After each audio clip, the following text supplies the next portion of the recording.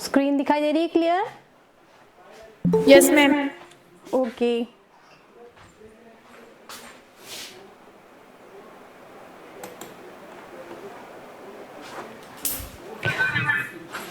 Good afternoon students. Good afternoon ma'am. Good afternoon. As you know, chapter second is running. Yesterday we studied about the what is plan. So plan is a strategy to use any nation's resources to just find out a objective. यानी जहां हम resources को achieve करने के लिए resource का use करते हैं, टारगेट्स को अचीव करने के, that is plan. So plan is a strategy which is made to use all the resources to achieve our targets. जहां हम किसी टारगेट को रखकर, किसी ऑब्जेक्टिव को रखकर कोई स्ट्रैटेजी बनाते हैं, that is known as plan. फिर हमने पढ़ा कि India is just going on the path of 5-year plan, कि हमने 5-year प्लान स्टार्ट किया. और जो लॉन्ग टर्म प्लान होते हैं 20 years long, that is perspective plan. ठीक है. Today we just discuss about when we started our planning. In 1950 the planning commission was set up. 1950 में सबसे पहले प्लानिंग कमीशन बनाया गया, जिसके थ्रू हमने 5-year प्लान स्टार्ट किए. इन 1950 the planning commission was setup with the prime minister and the chairperson. The era of 5-year plan had begun. सबसे पहले 1950 में जब प्लानिंग कमीशन बना तो हमने 5-year प्लानिंग स्टार्ट की.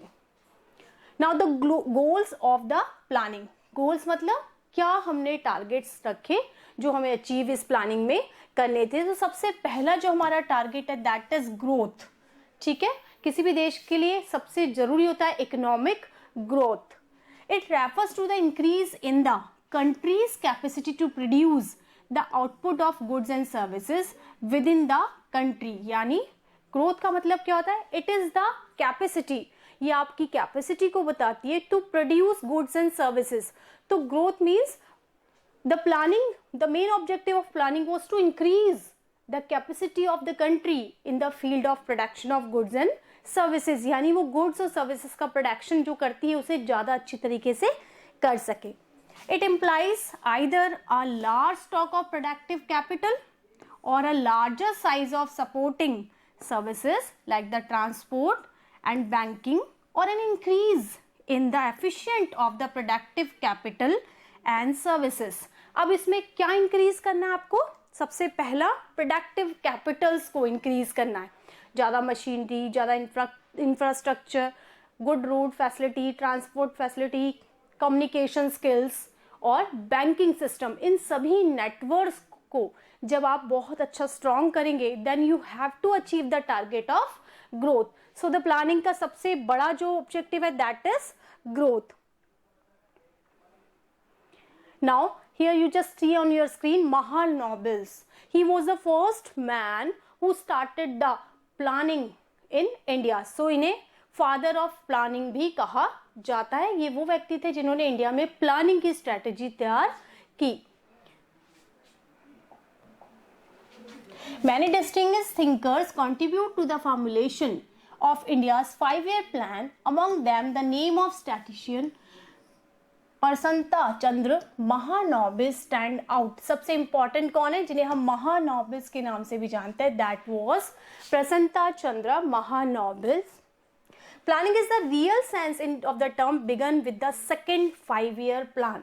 क्योंकि फर्स्ट 5-year प्लान तो बहुत हरीली स्टार्ट कर दिया गया था, लेकिन जो हमारी प्लानिंग की स्ट्रैटेजी है that start from the second 5-year plan. और इसीलिए सेकेंड 5-year प्लान को महानोबल्स प्लान के नाम से भी जाना जाता है. Who is known as the father of planning, जिन्हें हमें प्लानिंग के जनक के नाम से भी जानते हैं. तो इसलिए हम सेकेंड प्लान को महानोबल्स प्लान भी कहते हैं. The second plan, landmark contribution of development planning in journal, laid down the basic idea regarding goals of Indian planning. This plan was based on the idea of Mahanobel. In that sense, he can be regarded as the architecture of Indian planning. और यही कारण है कि उन्हें Indian planning का architecture कहा जाता है, क्योंकि उन्होंने प्लानिंग स्टार्ट की इसलिए उन्हें इंडियन प्लानिंग का आर्किटेक्चर भी कहा जाता है। यहाँ हम बात कर रहे हैं महानोबल्स की बात कर रहे हैं, who is known as the father of planning. महानोबल्स वॉज बॉर्न, यहाँ इंट्रोडक्शन दिया गया उनका कि इनका जन्म कहाँ हुआ। He was born in 1893 in Calcutta. He was educated at the Presidency College in Calcutta and at Cambridge University in England. His contribution to the subject of statics brought him international fame. In 1945, he was made a fellow member of British Royal Society, one of the most prestigious organization of scientists. Only the most outstanding scientists are made members of this society. इसने कहा कि जो royal society थी Britishers के time 1945 में, जो Britain's royal society थी उसमें बहुत ही अच्छे क्वालिटी वाले जो साइंटिस्ट होते थे केवल वही मेंबर्स बन सकते थे। तो ये वो व्यक्ति थे जो साइंटिस्ट ऑर्गेनाइजेशन में एक मेंबर थे। Mahanomis established the Indian Statistical Institution, which is known as ISI, in Calcutta and started a journal. उन्होंने एक पत्रिका भी स्टार्ट की, that is Sankhya, which still serves as a respective forums of statisticians to discuss their ideas. Both the ISI and Sankhya are highly regarded by the statisticians and the economists all over the world to this way. He was the first man who start an organization on just belongs to statics, which is known as Indian Statistical Institution. They started a journal on that statics also, which is सांख्य. तो ये वो व्यक्ति थे जिन्होंने सांख्यिकी पे statistical पे बहुत ज़्यादा वर्कआउट किया था। ड्यूरिंग द सेकेंड प्लानिंग, जब सेकेंड प्लानिंग स्टार्ट हुई, उनका रोल काफ़ी इंपॉर्टेंट है यहाँ पर। During the second plan period, महानोमिस invited many distinguished economist from India and abroad to advise him about India's economic development. तो महानोबल्स ने जब सेकेंड प्लान डेवलप किया तो उन्होंने न केवल इंडिया से अच्छे अच्छे साइकेट्रिस्ट जो स्टैटिक्स थे उनको बुलाया, बल्कि आउट ऑफ द वर्ल्ड भी उन्होंने बहुत सारे इकोनॉमिस्ट थे उनको यहाँ पर इन्वाइट किया to plan India's economic structure. Some of these economics become the Nobel Prize winners. उसमें से बहुत सारे ऐसे थे जिन्होंने सेकेंड प्लानिंग में कंट्रीब्यूशन दिया जो नोबल प्राइज विनर्स थे। Which shows that identity individual with the talent. Among the economics invited by Mahanobel were those who are very critical of socialist principle of the second plan. In other words, he was willing to listen about the critics and had to say the mark of the great scholar. Many economics today reject the approach of planning formulation by Mahanobels, but he will always be remembered as for playing a vital role in putting the Indias on the road to economic progress. यहाँ पर हम nobles जो है उनके role है बहुत important है, क्योंकि जो सेकेंड प्लानिंग है वो इंडिया के 5 ईयर प्लान में उसका रोल बहुत अच्छा माना जाता है, इसीलिए हम सेकेंड प्लान को महानोबल्स प्लान के नाम से भी जानते हैं।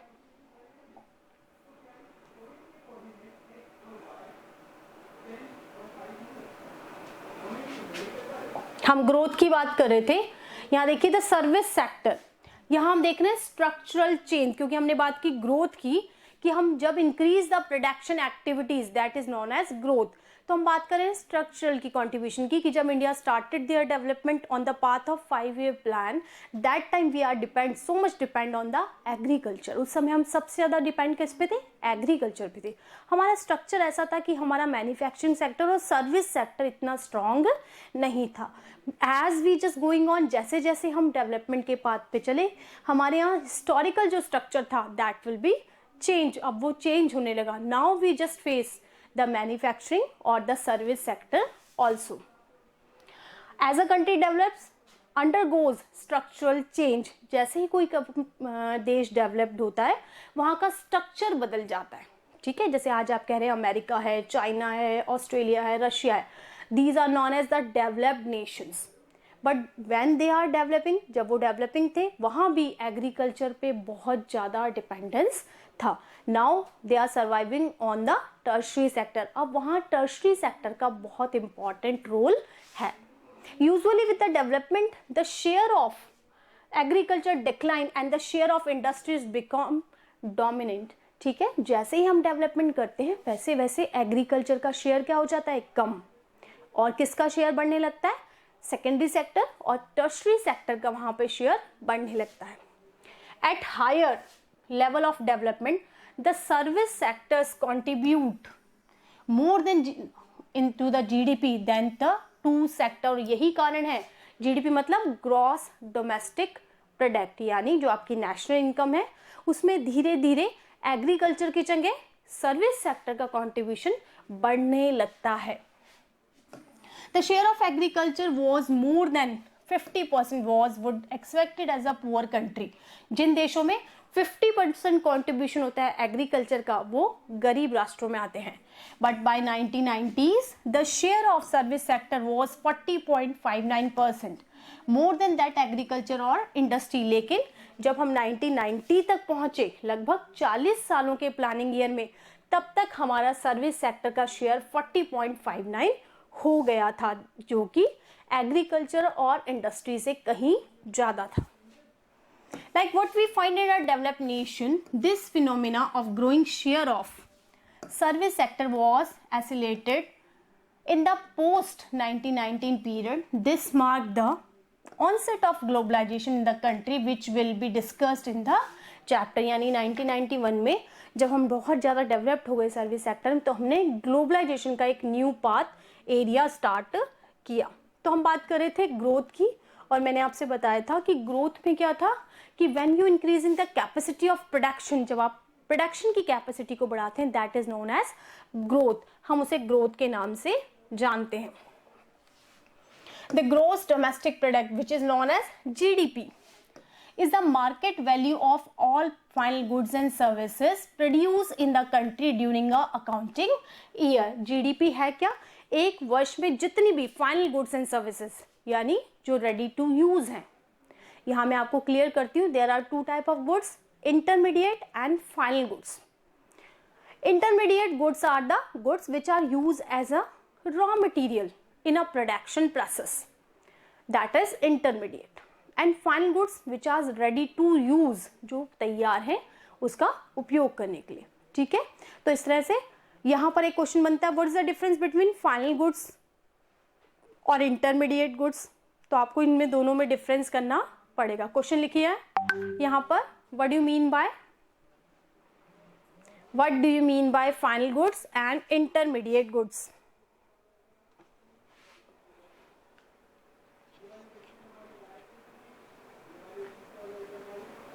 Final goods again. What do you mean by? Sorry, यहाँ पर आपको डिफरेंशिएट करना है. What is the difference between? What is the difference between final goods और intermediate goods? यानी final goods और intermediate goods में क्या डिफरेंस है?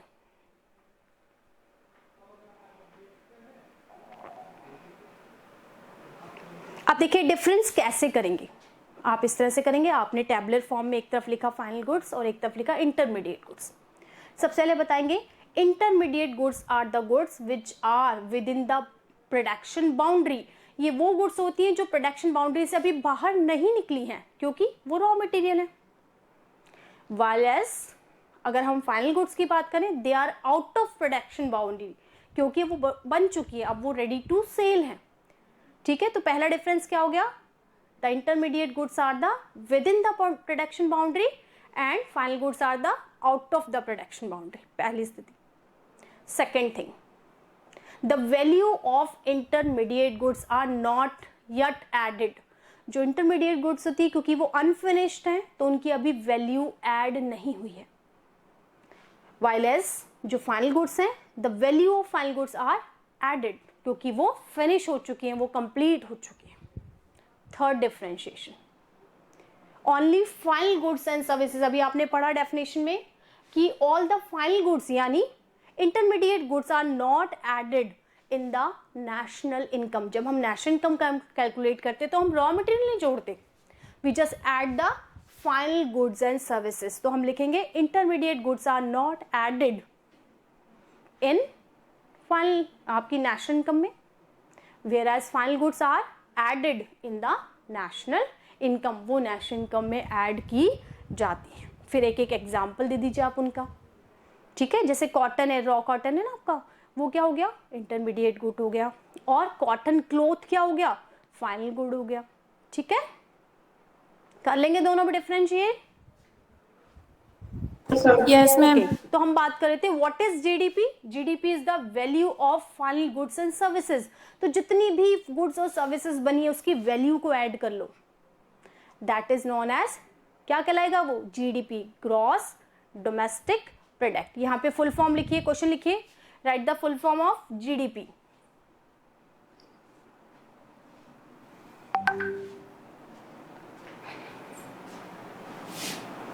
थर्ड क्वेश्चन लिखिए, what do you mean by GDP, what do you mean by GDP,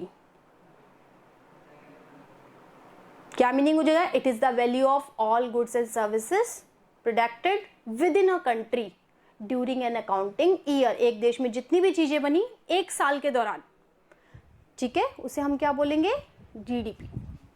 आगे देखिए,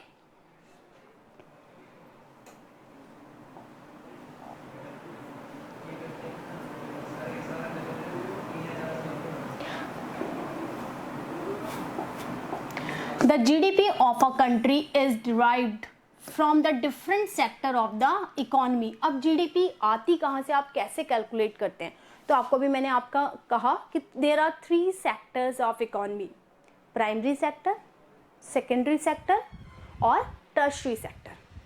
primary sector is relate to the agricultural field. जो प्राइमरी सेक्टर है वो एग्रीकल्चरल और इसकी रिलेटेड एक्टिविटी से जुड़ा होता है, जैसे फिशरी है, एनिमल हस्बेंड्री है, ये सब इसमें आते हैं। जो secondary sector is known as a manufacturing sector and the third sector is known as the service sector, जिसमें हम बैंकिंग, कम्युनिकेशन लेते हैं। जब हम तीनों सेक्टर से होने वाली इनकम को जोड़ लेते हैं, that is your national income. So the GDP is just form कहाँ से आई है, वो तीनों सेक्टर की नेशनल इनकम को जोड़कर, namely the agricultural sector, the industrial sector and the service sector. 3 sector कौन से हो गए, एग्रीकल्चरल, मैन्युफैक्चर और service sector. The contribution made by each of these sectors अब the structural composition of the economy. इन तीनों सेक्टर को अगर हम देखें तो वो कहलाता है structural composition of any economy. In some countries, growth in agriculture contributes more to GDP growth, while in some countries, the growth in the service sector contributes more to the GDP. कुछ देशों में GDP में contribution agriculture का ज़्यादा होता है, तो कुछ किसी देशों में सर्विस सेक्टर का होता है। जिन देशों में सर्विस सेक्टर का कंट्रीब्यूशन बहुत ज़्यादा होता है वो डेवलप्ड नेशंस होते हैं। जहाँ पर एग्रीकल्चर का बहुत ज़्यादा कंट्रीब्यूशन होता है वो बैकवर्ड या पुअर नेशंस की कैटेगरी में आते हैं, ठीक है। तो सबसे पहला जो हमारा था ऑब्जेक्टिव प्लानिंग का वो क्या था, ग्रोथ। अब जो सेकंड हमारा प्लानिंग का है दैट इज मॉडर्नाइजेशन। पहला तो हमने कहा to increase the capacity, now the second objective is modernisation, यानी इनोवेशंस, टेक्नोलॉजिकल चेंज। अपनी इकोनॉमी को आगे बढ़ाने के लिए, डेवलपमेंट करने के लिए हमें टाइम टू टाइम क्या करने पड़ते हैं, मॉडर्नाइजेशन, यानी कुछ ना कुछ हमें ग्रोथ में चेंज करने के लिए इनोवेशंस करने पड़ते हैं। The produce have to adopt the new technology, यानी नई नई टेक्नोलॉजी को अडॉप्ट करना, that is modernisation. Modernisation doesn't refers only the use of new technology but also changes in social outlook such as the recognition that women should have the same right as the man। अब उन्होंने कहा modernisation is nothing to belong with the new technology, कि modernisation का मतलब ये नहीं कि आपने कोई नई टेक्नोलॉजी अडॉप्ट कर ली, ये सब मॉडर्नाइजेशन है। Social changes also belongs to modernisation, यानी आप देखते हैं टेक्निकल चेंजेस के साथ साथ समाज में भी परिवर्तन आना चाहिए। जैसे हमने देखा in British time only 16% literacy rate कितनी थी, ओनली 16%, वाइल इन वीमेन और महिलाओं में तो वो मात्र 7% थी। और आज हम देखते हैं कि जब हम पुरुषों में मेल में 75% तक लिटरेसी रेट है, तो महिलाओं में भी 65 से लेकर 70% तक लिटरेसी रेट है। आज हम वीमेन एम्पावरमेंट की बात करते हैं, ठीक है ना। अभी आपने तालिबान का इंसिडेंट सुना होगा कि तालिबान में क्या है, सेक्सुअल डिफरेंशिएट करते हैं वो लोग, महिलाओं को थोड़ा वो कम वेटेज देते हैं। उन्होंने एक नियम बना रखा है कि ये इस तरह से, उनके बहुत बड़े रूल्स और रेगुलेशंस बना रखे हैं। तो these countries are not developed, क्योंकि वहां पर टेक्नोलॉजी को तो अडेप्ट किया लेकिन सोशल स्ट्रक्चर में चेंज नहीं आया। तो मॉडर्नाइजेशन मीन्स टेक्निकल चेंजेस नहीं है, सोशल एनवायरनमेंट चेंजेस भी होने चाहिए। In a traditional society, women are supposed to remain at the home while as man is at work, क्योंकि जो हमारी ट्रेडिशनल सोसाइटी थी वो मानती थी कि महिलाओं का काम क्या है, घर संभालना, और मैन पावर है they for financial activities. A modern society makes use of talents of women in the workplace, लेकिन आज हम देखते हैं किसी भी फील्ड में, चाहे वो हैवी व्हीकल फील्ड हो या वो एयरफोर्स हो, कोई भी फील्ड हो, हर फील्ड में महिलाएं क्या हो रही है, एम्पावरमेंट की स्थिति में है। तो यहाँ हम सेकंड जो हमारा ऑब्जेक्टिव है दैट इज मॉडर्नाइजेशन। दोनों ऑब्जेक्टिव समझ में आ गए, दोनों Yes. समझ में आ गए। नाउ द थर्ड, अब हमारा तीसरा जो प्लानिंग का ऑब्जेक्टिव है दैट इज सेल्फ रिलायंस, यानी अपने आप को इतना सशक्त बनाना ताकि आपको किसी पर डिपेंड ना रहना पड़े। दो चीजें होती है, एक होता है डिपेंडेंस, जब आप किसी पे निर्भर होते हो, और एक होता है सेल्फ रिलायंस। सेल्फ रिलायंस यानी आप किसी पर डिपेंड नहीं है, आप खुद इतने सशक्त हो जाते हैं जब आप किसी के पे डिपेंड नहीं रहते, दैट इज सेल्फ रिलायंस। तो हमारे यहाँ प्लानिंग का सबसे बड़ा ऑब्जेक्टिव क्या है, सेल्फ रिलायंस, क्योंकि जब हमारा पार्टीशन हुआ हमारे पास फूड ग्रेन के प्रोडक्टिव एरियाज थे वो पाकिस्तान के साथ चले गए और हमारे पास 36 करोड़ की पॉपुलेशन थी। That time we need a self reliance in food grains. हमें जरूरत थी कि हम जो घटिया क्वालिटी का जो वीट है वो हम बाहर से इंपोर्ट ना करके उस पे हम सेल्फ रिलायंस हो सके, और यही कारण था we started in 1960 we started the green revolution. हमने एग्रीकल्चर फील्ड में green revolution HYV seeds, pesticide और केमिकल फर्टिलाइजर्स के साथ स्टार्ट की, और इसका सबसे ज़्यादा इफेक्ट कहाँ आया, वीट में हमें देखा, इसलिए हम ग्रीन रेवोल्यूशन को वीट रेवोल्यूशन के नाम से भी जानते हैं। तो यहाँ हम बात करें सेल्फ रिलायंस, यानी आप किसी पर डिपेंड नहीं हो। A nation can promote economic growth and modernization by using its own resources or by using resources imported from the other nation। यानी अगर आपको ग्रोथ करनी है, आपको मॉडर्नाइजेशन करना है, या तो आप अपने रिसोर्सेज का यूज करते हैं या रिसोर्सेज को बाहर से मंगवाते हैं। The first 7 5-year plans gave importance to the self-reliance, which means avoiding imports those goods which could be प्रोडक्टेड in India itself, यानी हमें उन चीजों का आयात नहीं करना चाहिए जिसमें हम खुद स्पेशलाइज्ड हैं। अभी भी ये चल रहा है ना, अभी क्या चल रहा है, मोदी का जो है वो क्या चल रहा है, क्या चल रहा है अभी, वोकल चल रहा है ना, लोकल एरियाज, मतलब अपने जो प्रोडक्ट्स हैं सेल्फ रिलायंस की तरफ हम वापस आ रहे हैं। इतने दिन तक हम क्या थे, हम डिपेंडेंट हो गए थे चाइनाज आइटम पे, अमेरिकन आइटम्स पे, इन पे हम डिपेंडेंट हो गए थे। अब क्या है, मोदी का जो नया है मेक इन इंडिया प्लान है, उसमें क्या है, सेल्फ रिलायंस का कॉन्सेप्ट है, वोट फॉर लोकल, यानी हम अपने सेल्फ रिलायंस पर यहाँ ज्यादा ध्यान दें। This policy was considered a necessity in order to reduce our dependence on foreign countries. इससे क्या होगा सेल्फ रिलायंस पे, कि हम दूसरी कंट्रीज पे जो हमारा डिपेंडेंस है वो क्या हो जाएगा, कम हो जाएगा। स्पेशली फॉर द फूड, क्योंकि उस समय सबसे बड़ी चीज क्या थी, वीट का प्रोडक्शन करना था। It is understandable that people who were recently freed from the foreign domination should give importance self reliance. It was feared that the dependence on the imports food supplied foreign technology and foreign capital may make India's sovereignty vulnerable to foreign interference in our policy। क्योंकि हमें लगा था, अभी हम 200 साल के British काल से आज़ाद हुए थे, तो यदि हम फिर इंपोर्ट्स पे डिपेंड हो जाएंगे, फूड ग्रेन के इंपोर्ट्स पे, कैपिटल के इंपोर्ट्स पे डिपेंड हो जाएंगे, तो हमें दूसरों, कोई हमारी मदद करेगा तो क्यों करेगा, तो हमें दूसरों पे डिपेंड होना पड़ जाएगा। तो थर्ड क्या हो गया, self reliance. Now the next is, जो हम नेक्स्ट बात करते हैं, जो हमारे नेक्स्ट ऑब्जेक्टिव है, दैट इज इक्वलिटी, इक्विटी। ठीक है, अब हमने देखा कि हमें ग्रोथ भी करनी, हमें मॉडर्नाइजेशन भी करना था ऑब्जेक्टिव, और सेल्फ रिलायंस था। जो फोर्थ हमारा ऑब्जेक्टिव है that is equity.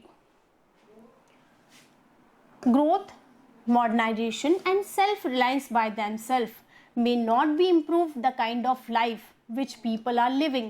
A country can have high growth, the most modern technology developed in the country itself, and also have most its people living in poverty. It is important to ensure that the benefit of economic prosperity reach to the poor section also, यानी equity, जितना भी development हो रहा है वो एक व्यक्ति तक सीमित ना हो या एक लॉबी तक सीमित ना हो, वो डेवलपमेंट हर सिटीजन तक पहुंचे, दैट इज इक्विटी। यानी जो इंक्रीमेंट है, जो मॉडर्नाइजेशन है, जो चेंजेस हैं, वो किसी सेक्शन तक लिमिटेड ना हो, बल्कि सोसाइटी का हर सेक्शन उससे बेनिफिट होना चाहिए। ऐसा नहीं कि आपने बेंगलोर का डेवलपमेंट हो गया, दिल्ली का हो गया, बॉम्बे का हो गया, वहां पर हमने टेक्निकली और मॉडर्नाइजेशन में बिहार भी उतने ही नंबर पे आगे आना चाहिए, उड़ीसा भी वही स्थिति में होना चाहिए। दैट इज इक्विटी, यानी जो बेनिफिट है, जो मॉडर्नाइजेशन है, जो टेक्नोलॉजिकल चेंज है, जो सेल्फ रिलायंस है, वो क्या हो, हर व्यक्ति हो, हर पुअर सेक्शन तक भी वो बात पहुंच सके। वेल इंस्टेड तो being enjoyed only by the rich, यानी केवल कुछ लोगों तक या अमीरों तक ना पहुंचे, उसका फायदा सब जगह पहुंचे। So in addition to growth, modernisation and self reliance, equity is also important. Every Indian should be able to meet his or her basic needs such as food, house, education and health care, and inequality the distribution of wealth should be reduce, यानी हर व्यक्ति को हमारी 5 needs होती हैं। जैसे पहले तो कहा था रोटी कपड़ा मकान, अब क्या चाहिए, हमें एजुकेशन भी चाहिए और हेल्थ फैसिलिटी भी चाहिए। तो these are the 5 basic needs, तो हर व्यक्ति को उसकी बेसिक नीड्स मिलनी चाहिए। इन 50 to 90s attempts to attend these 4 goals and the extent of these succeed doing so, और यही कारण है कि चारों गोल हमने अचीव किए। कौन कौन से, ग्रोथ, मॉडर्नाइजेशन, सेल्फ रिलायंस और इक्विटी। ये 4 जो पॉइंट्स हैं वो हमने इस पीरियड में 50 से लेकर 90 के पीरियड में वो सब हमने अचीव करने की कोशिश की। चारों गोल समझ में आ गया बेटा आपको? Yes ma'am. अब देखिए आपने कहाँ कहाँ उसे अचीव किया, तो हम बात करें एग्रीकल्चरल सेक्टर में। तो सबसे पहले आपने देखा था कि हमारे यहाँ जो लैंड सेटलमेंट सिस्टम था वो गड़बड़ था।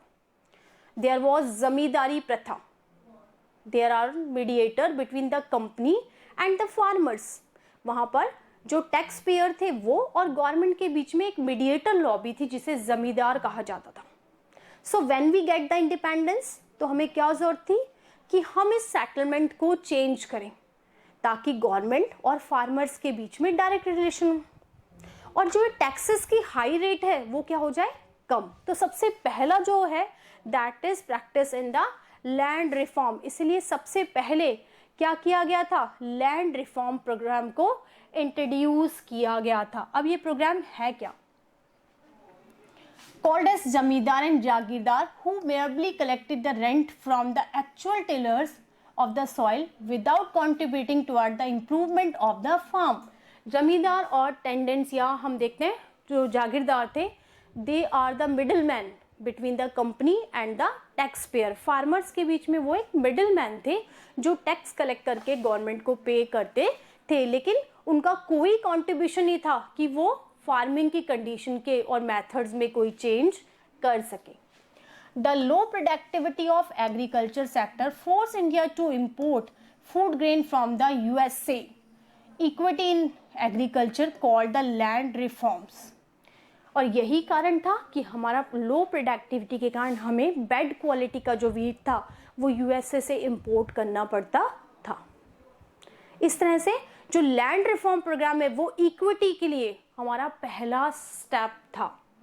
विच primary refers to the change in ownership of the land holdings. Just a year after independence, steps were taken to abolish intermediaries and make the tillers as the owner of the land. और इसीलिए equity के step में हमने सबसे पहले क्या किया, इन जमींदार जागीरदारों को अबॉलिश किया. उसकी जगह जो फार्मर है वो लैंड का असली मालिक होगा.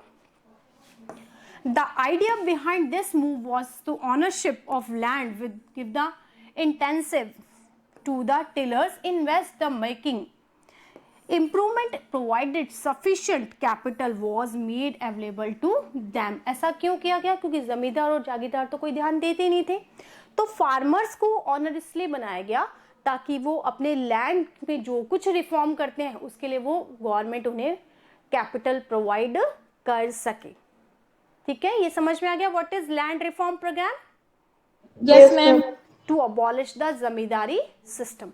Now we talking about the land ceiling. Ceiling मतलब just take the limit. यानी अब कोई भी व्यक्ति, जमींदार क्या होते थे जिनके पास बहुत भूमि होती थी, वो कल्टीवेशन करवाते थे. तो अब क्या किया गया, लैंड रिफॉर्म में जहां उन्हें अबॉलिश किया गया वहीं लैंड सीलिंग भी किया गया कि इतनी लिमिट से ज्यादा कोई लैंड नहीं रखेगा, क्योंकि रखेगा तो वो खुद तो कर नहीं पाएगा, किसी ना किसी को लेगा वो टेंडेंट के रूप में. जब लेगा तो उससे टैक्स कलेक्ट करेगा और किसी और को तो मीडिएटर हो गया. इसलिए हमने लैंड सीलिंग प्रोग्राम स्टार्ट किया. अब ये क्या प्रोग्राम है देखिए. Land ceiling was another policy to promote the equity in the agricultural sector. This mean fixing the maximum size of the land. इसमें हमने फिक्स कर दिया कि एक व्यक्ति के पास कितना मैक्सिमम लैंड होना चाहिए, which could be owned by individual. The purpose of land ceiling was to reduce the concentration of land ownership in a few hand. ऐसा क्यों किया गया कि ज्यादातर भूमि कुछ लोगों तक सीमित ना हो जाए. The abolition of intermediates means the some 200 lakh tenants came into the direct contact with the government. यानी अब कोई मिडिल मैन नहीं है, आपका गवर्नमेंट से डायरेक्ट कॉन्टेक्ट है. They were thus freed from being exploited by the जमींदार. अब वो जमींदार से एक्सप्लोटेड होने की उन्हें जरूरत नहीं है. The ownership conferred on the tenants gave them the incentive to increase output and this contributed to growth in agriculture. और यही कारण था कि जब उन्हें अपने लैंड का मालिक बना दिया गया तो वो क्या हुए, अपनी लैंड की एग्रीकल्चरल जो फर्टिलिटी थी उसको बढ़ाने के लिए उन्होंने प्रयास किए. Goal of equality was not fully served by the abolishment of intermediary. क्योंकि सिर्फ जमींदारों का अंत करने से इक्विटी नहीं आई, बल्कि कुछ एरिया में पुराने जमींदार जो थे contribution on large area of land making use of some loopholes in the legislation. लेकिन अबॉलिशमेंट ऑफ जमींदार से ही कोई फायदा नहीं हुआ, क्योंकि जो कानून बनाए जाते हैं उनका तोड़ने वाले भी बहुत सारे होते हैं. तो जो जमींदार थे उन्होंने क्या किया, उसका लूप होल्स मतलब जो कमी थी उसका मिसयूज करना स्टार्ट कर दिया. There were cases where tenants were activate and the landlord claim to be self cultivation. बहुत ऐसी जगह है जब उन्होंने फार्मर्स की जमीन उनसे ले ली और कहा कि हम सेल्फ कल्टीवेट करते हैं. इस तरह के बहुत सारे एग्जाम्पल्स यहाँ पर मिले. The land ceiling legislation also faced hurdles. इस लैंड सीलिंग प्रोग्राम में बहुत सारी कमियां हमें देखने को मिली. The big landlords challenges the legislation in the court. बहुत बड़े बड़े जमींदार थे, उन्होंने इस केस को लड़ा किसके खिलाफ, लैंड सीलिंग के खिलाफ. Delaying in implementation, they use this delay in register their land in the name of close relative. उन्होंने क्या किया, क्योंकि एक व्यक्ति के नाम से बहुत सारी जमीन नहीं हो सकती, तो उन्होंने इसमें छूट इसलिए ली ताकि वो अपने रिलेटिव्स के नाम से वो जमीन कर सके. Escaping from the legislation. The legislation also had a lot of loopholes which were exploited by the big landlords to the retain their और लैंड. यही कारण है कि कानून में ऐसी बहुत सारी कमियां थी जिनसे ये जमींदार उसकी कमियों का फायदा उठा सके. Land reform were successful in Kerala. सबसे पहले जो लैंड रिफॉर्म प्रोग्राम था वो सक्सेसफुल रहा केरला में. Then West Bengal, because these states have government committee to the policy of land to the tiller, क्योंकि यहाँ पर गवर्नमेंट कमिटी थी जिन्होंने सपोर्ट किया ऐसे प्रोग्राम को। तो यहाँ क्वेश्चन लिखिए, why land reform program was successfully